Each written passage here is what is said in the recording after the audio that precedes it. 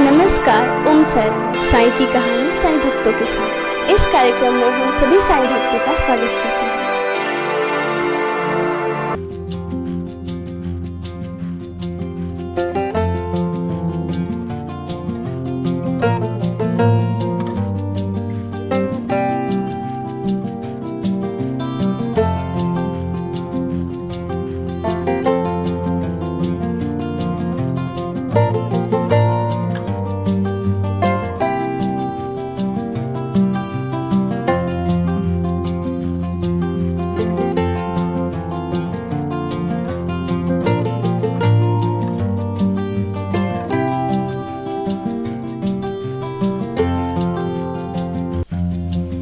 ओम Sai Ram. Sai web TV Shirdi के माध्यम से साई की कहानी साई भक्तों के संग इस कार्यक्रम में मैं शिरडी से प्रवीण महामुनि, साई कथाकार एवं साई लीला महानाट्य का निर्माता, आप सभी साई भक्तों का दिल से स्वागत करता है। आइए इस एपिसोड में हम लोग आज बाबा का एक सुंदर सा घोड़ा था जिसका नाम श्याम सुंदर था, इसके बारे में हम विस्तृत जानकारी लेंगे। वैसे इस घोड़े की कहानी बहुत सुंदर है, लेकिन अभी तक साई सच्चरित्र में इसका ठीक से विवरण नहीं आया है। श्याम सुंदर वह जो बाबा को एक गिफ्ट में, एक भेंट के स्वरूप आया हुआ घोड़ा था। नासिक एवं वैजापुर जो विभाग था, वहां पर एक कासिम भाई घोड़े वाले नाम के एक सदग्रस्त रहते थे। बड़े अच्छे स्वभाव के थे और उनका घोड़ा लेन देन का बिजनेस था, व्यापार था। उनके पास एक सुंदर सी एक घोड़ी थी जिस पर उनका अति प्रेम था। जैसे चांद पाटिल का उनके घोड़ी पर प्रेम था, वैसे कासिम भाई का भी अपने घोड़े पर विशेष प्रेम था। लेकिन किसी कारणवश वह घोड़ी बांझ थी, उस घोड़ी को कोई बच्चा नहीं हो रहा था और कासिम भाई चाहता था कि इसी घोड़े के नस्ल के, इस घोड़ी से पैदा हुए बच्चों के ही नस्ल के आगे मैं घोड़े बड़े बनाऊं और इसको बेच दूं, इनका ही व्यापार हो जाए। और उस नस्ल के घोड़े के लिए वो बड़ा चिंतित था। किसी ने बताया कि शिरडी की साईं बाबा मात्र आशीर्वाद से हर इच्छा को पूर्ण स्वरूप देते हैं। यह सुन के वह अपनी सुंदर घोड़ी को लेकर बाबा के पास आया। घोड़ी द्वारका माई के सामने खड़ी कर दी और बाबा से मिलने अंदर चला गया। बाबा तो सर्वज्ञानी थे। आते ही उन्होंने कासिम भाई को बोला, आओ कासिम भाई।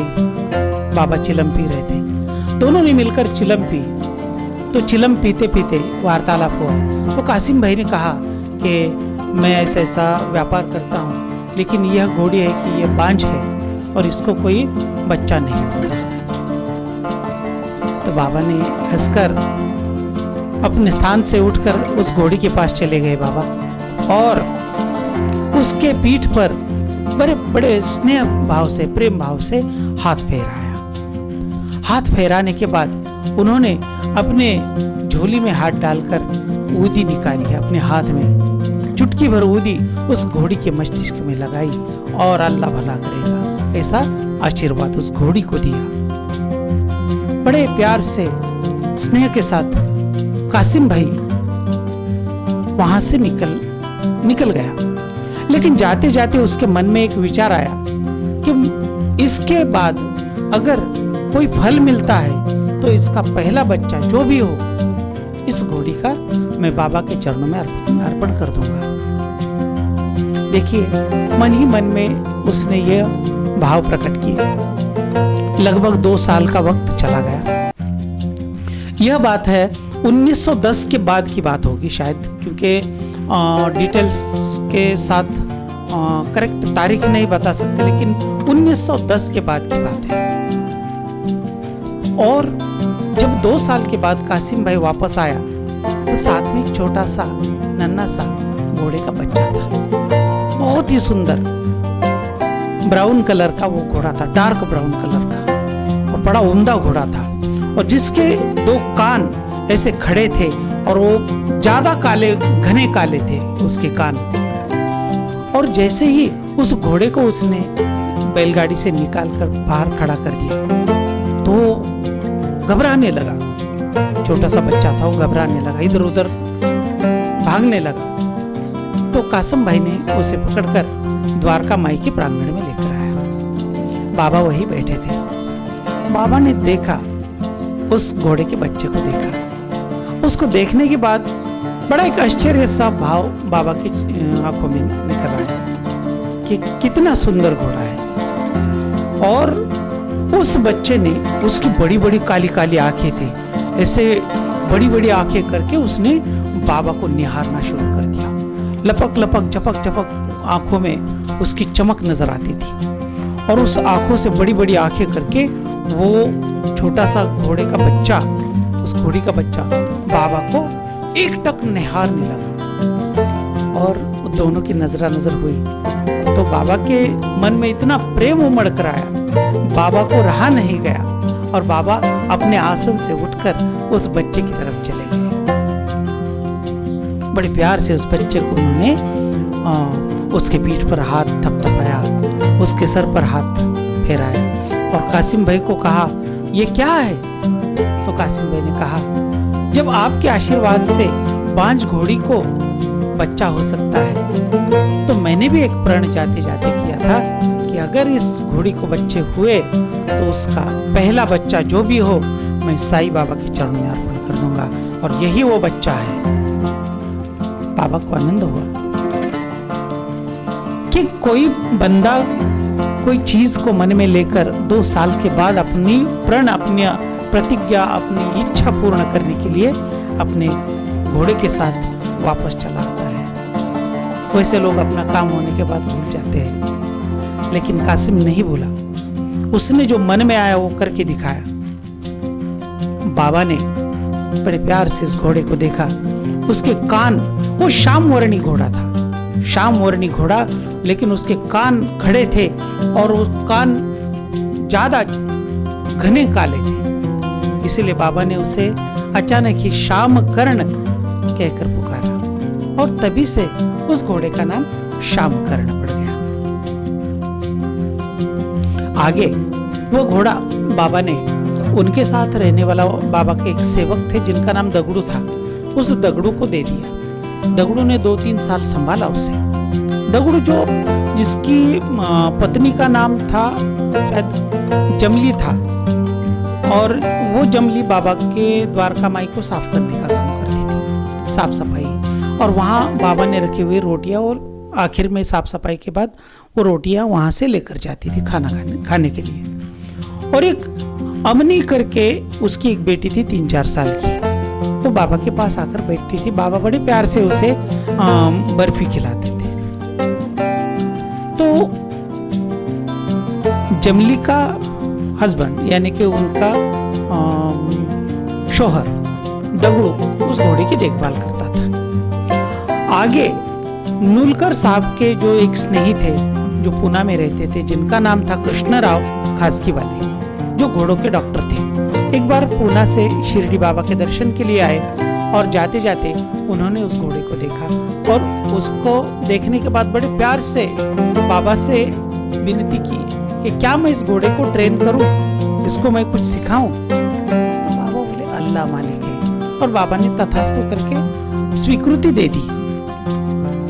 देखिए, और उसके बाद खासगी वाले, कृष्णा जी खासगी वाले, इन्होंने उस घोड़े को ट्रेनिंग देना शुरू कर दिया। उसमें, उस ट्रेनिंग में जब बाबा की आरती चलती थी तो आरती के वक्त वह घोड़ा जो आज द्वारका माई में कछवा है, वहां पर वो घोड़ा खड़ा रहता था बड़े प्यार से।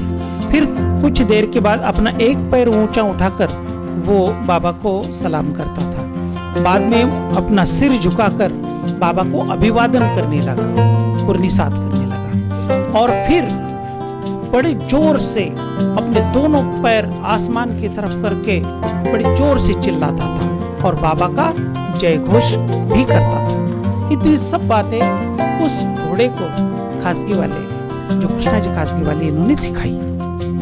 देखिए, ये बहुत बड़ी बात है। इसके लिए बहुत अंतराल, बहुत काल निकालना पड़ता है। 2, 2.5, 3 साल भी निकल जाते हैं। और बाबा भी बड़े प्यार से श्यामकर्ण के पास आते। कहीं भी जाने से पहले श्यामकर्ण को पीठ को थपथपाना, उसके सर पर से हाथ फेराना, और दोनों की प्रीत बहुत ज्यादा बढ़ गई। कभी कभी बाबा का हाथ चाटने का काम भी श्यामकर्ण करता था। बड़ा प्यार था दोनों में। तो एक बार की बात है, उस घोड़े को बांधने के लिए एक सुंदर सी घर का निर्माण किया गया। और उसकी भी एक सुंदर सी कथा यह है कि औरंगाबाद कर इस नाम के एक साईं भक्त, जिनको बाबा के शुभ आशीर्वाद से पुत्र प्राप्त हुआ था, और उन्होंने इसी के कारण दक्षिणा स्वरूप 500 रुपए बाबा के चरणों में भेंट किए और कहा कि इससे श्यामकर्ण के लिए एक सुंदर सा घर बनवाइए।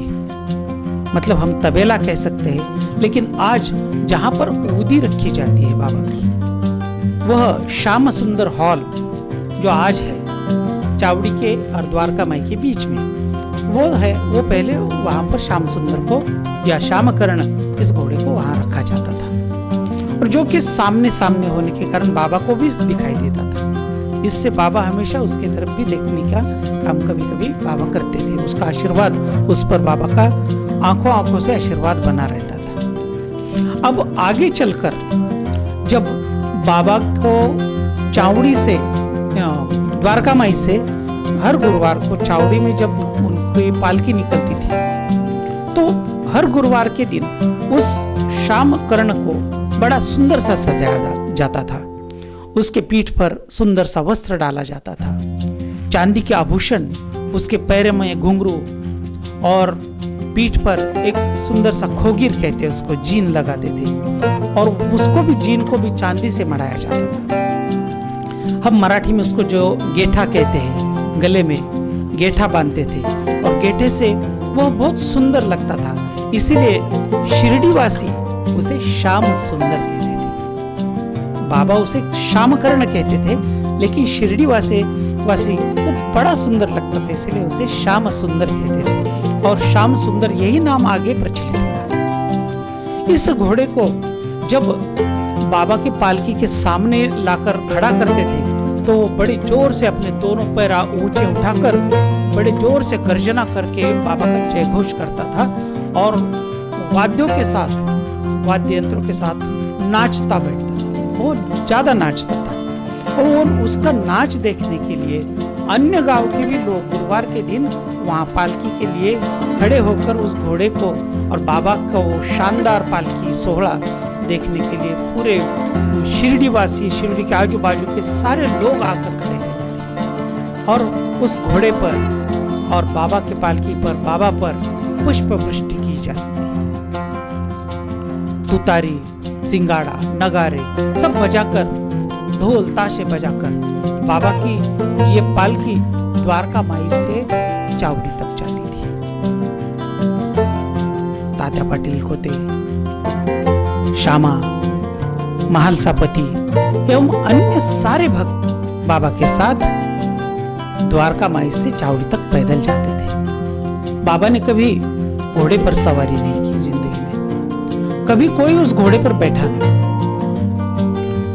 अब एक बार बस इस घोड़े को बाबा के समाधि के बाद इस घोड़े की देखभाल, श्याम सुंदर की देखभाल कोते परिवार ने की। कोते परिवार से तात्या पाटील खोते जो घोड़े की देखभाल करते थे, और बाकी शिरडी वाले भी श्याम सुंदर को बड़े प्यार से रखते थे। उसे हर रोज चने की दाल खिलाना, हरा हरा घास खिलाना, और उस घोड़े को दूसरा कोई काम नहीं था। सवेरे सवेरे एक सेवक उसे लगाम पकड़कर 1-2 किलोमीटर दौड़ा कर लेकर आता था।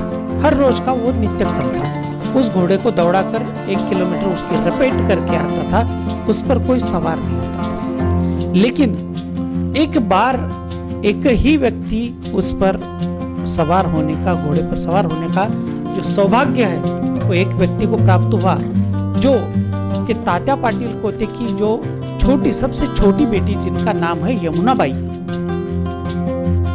3 नंबर की पुत्री।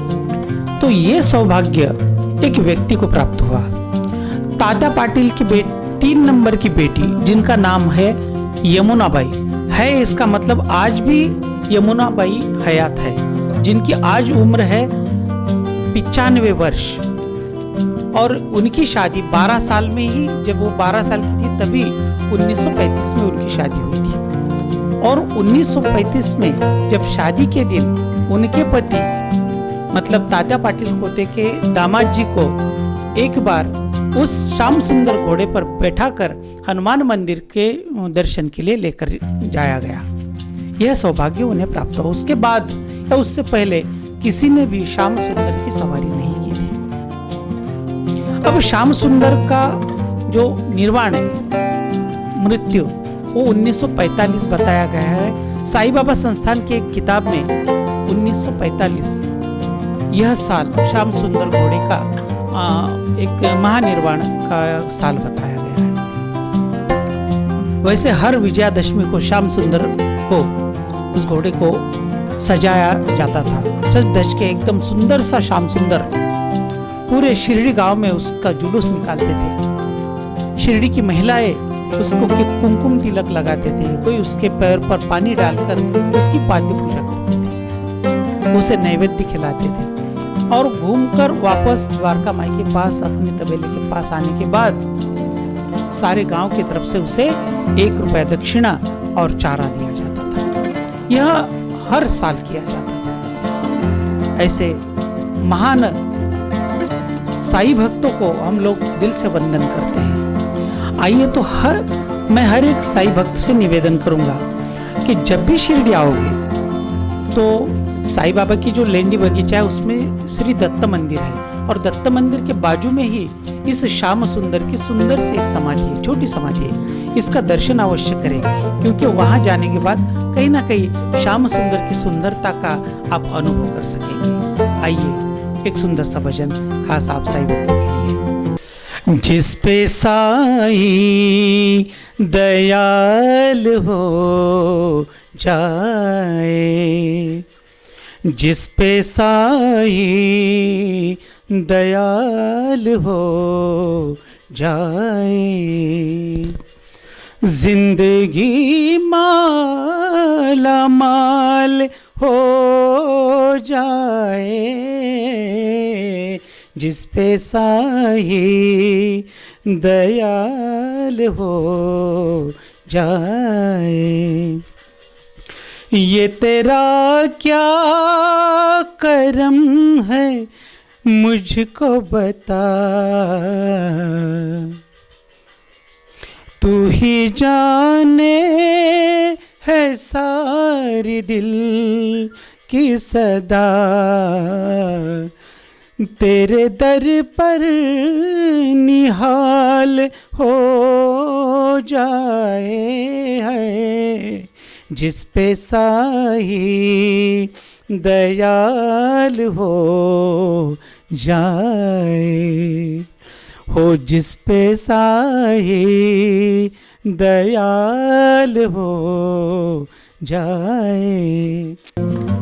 इसी के साथ ही साई वेब टीवी इस चैनल को ज़्यादा से ज़्यादा लाइक करें, ज़्यादा से ज़्यादा सब्सक्राइब करें और ढेर सारा शेयर करें, ताकि बाबा की जो अनसुनी कहानियाँ हैं जो आपके घर तक पहुँच जाए। तो आइए अपने अपने घर में रहिए, सुरक्षित रहिए। ओम साई राम।